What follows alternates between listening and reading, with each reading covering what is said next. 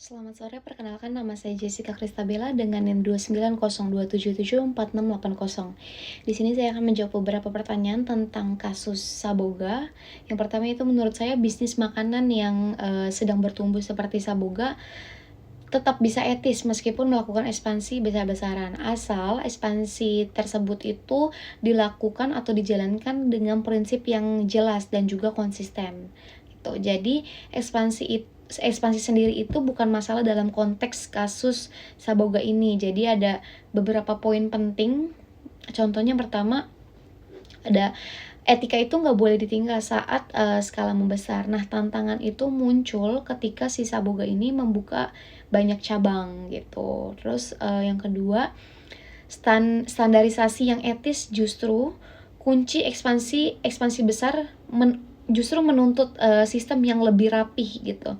Jadi Saboga bisa tetap etis dengan mungkin melakukan atau menerapkan SOP kualitas dan juga keamanan pangan yang sama di setiap cabangnya. Jadi di semua cabang rata. Lalu selanjutnya mungkin bisa melakukan kontrol rutin di semua cabang. Jadi tidak hanya di pusat aja. Lalu yang ketiga yaitu adalah tanggung jawab pada karyawan saat ekspansi. Ya, dalam kasus Saboga ini ekspansi berarti perekrutan besar-besaran gitu. Lanjut, resiko etika mungkin muncul saat bisnis bertumbuh, apalagi di sektor makanan. Nah, resiko etika itu justru makin besar karena mungkin karena tekanan biaya, target, bahkan persaingan gitu. Lalu eksploitasi tenaga kerja juga, mungkin ada ketidakjujuran dalam pemasaran, bahkan ketimpangan akses, bahkan dampak sosialnya juga. Lalu pertanyaan selanjutnya yaitu bagaimana Saboga dapat mengintegrasikan praktik etisnya. Nah, Saboga itu dapat mengintegrasikan praktik etisnya dengan menjadikan etika sebagai fondasi strategi pertumbuhannya. Jadi bukan sebagai tambahan saja. Ekspansi yang etis justru memperkuat reputasi perusahaan, loyalitas konsumen, dan juga keberlanjutan bisnis dalam waktu jangka panjang gitu. Lalu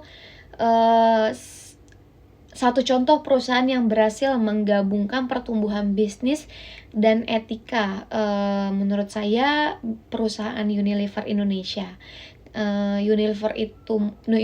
PT Unilever ini tumbuh menjadi perusahaan multinasional besar di sektor FMCG, termasuk makanan. Unilever ini berkomitmen menggunakan bahan baku berkelanjutan seperti minyak kelapa sawit yang bersertifikat tentunya, dan itu untuk mengurangi dampak lingkungan.